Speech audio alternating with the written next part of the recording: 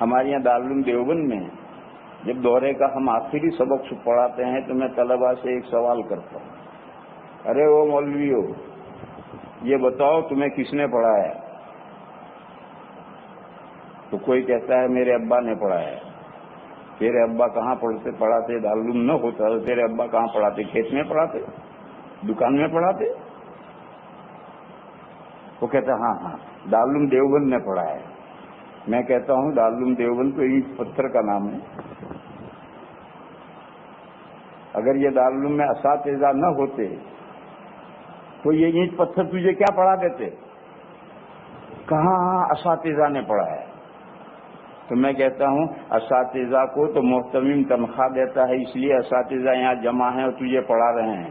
اگر محتمم چندہ کر کے لا کر ان کو تنخواہ نہ دیتا تو اساتذہ کہاں یہاں ہوتے؟ وہ اپنا پیٹ پالنے کے لیے کہیں بھی کام کرتے ہوتے، کہاں یہاں اکٹھا ہوتے؟ تو کہ ہاں محتمم صاحب نے پڑھایا۔ تو میں کہتا ہوں محتمم صاحب کو لوگوں نے چندہ دیا تبھی تو انہوں نے مدرسہ چلایا۔ اگر لوگ چندہ نہ دیتے تو کہاں سے محتمم چلاتا؟ اب وہ ٹھپ ہو کے کھڑا ہو جاتا ہے۔ تب میں انہیں سمجھاتا ہوں کہ دیکھو تمہیں ملت نے پڑھایا، تمہیں ملت اسلامیہ نے پڑھایا۔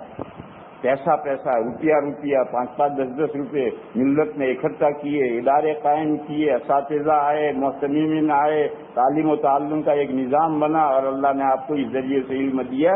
بس آپ کو پڑھایا ہے ملت نے۔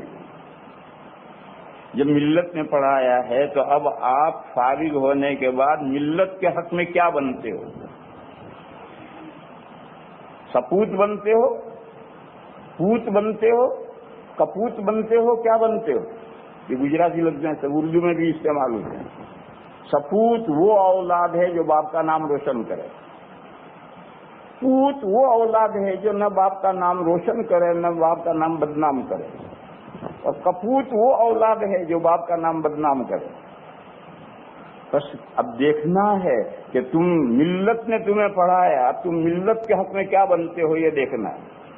اگر تم نے جیسا ملت نے تمہیں پڑھایا، دین سکھلایا، اگر تم نے ملت کی خدمت کی کسی بھی لائن سے، دیکھو کوئی لائن متعین نہیں ہے ملت کی خدمت کرنے کی، بے شمار لائنیں ہیں، کہیں سے کسی لائن سے آپ نے خدمت کی ملت کی تو آپ ملت کے اپنے سپوت بنے، اور آپ نے کوئی خدمت نہیں کی، مگر جو پڑھا اسے محفوظ رکھا تو آپ پوت ہیں۔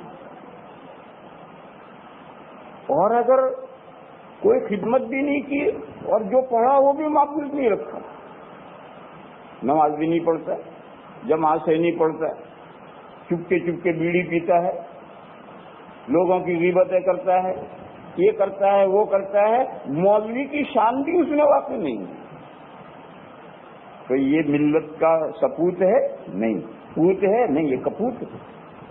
کہ ملت نے تو پیسہ خرچ کر کے تجھے ایک عالم کے تیار کرنے پر ملت کا ہزاروں روپیہ لگتا ہے، ملت نے ہزاروں روپے خرچ کر کے تجھے عالم بنایا اور تیرا ذاتی عمل بھی صحیح نہیں رہا، بس تو کپوت۔ لہذا میرے عزیزو یہ ہمیشہ یاد رکھو کہ کم سے کم اپنی ذات تک تو اپنے پڑھے کا لحاظ کرو،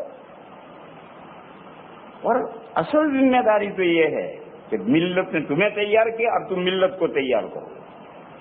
ملت نے تمہیں تیار کیا، اب تم ملت کو تیار کرو۔ تو ہر جزاء الاحسان الا الاحسان، ملت نے ہمارے ساتھ احسان کیا تو ہمیں بھی چاہیے کہ ہم ملت کے ساتھ احسان کریں۔ یہ چند مختصر سی باتیں عرض کی تھیں، اس کو ذہن میں رکھو اور اس کے بعد اگلی زندگی اپنی سنوارو اور اگلی زندگی میں آگے بڑھو۔ جن کی استعدادیں بن گئی ہیں وہ تو دوسرا اقرا شروع کریں، اور پہلے اقرا کے 7-8 سال ہیں، دوسرے اقرا کی کوئی نہایت نہیں ہے، مرے گا تو وہ اقرا پورا ہوگا۔ اور اگر پہلے اقرا میں آپ کی استعداد نہیں بنی تو ملت کی خدمت کرنے کی بہت سی راہیں ہیں۔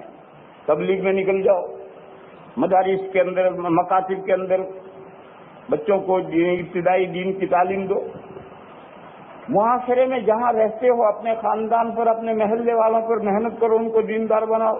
مختلف طرح سے بھی ملت کی خدمت کی جا سکتی ہے۔ اللہ تعالی ہمیں اس کی توفیق عطا فرمائے۔ وآخر دعوانا ان الحمد للہ رب العالمین۔ اس کے بعد ایک نکاح پڑھنا ہے، اس کے بعد دعا کریں گے.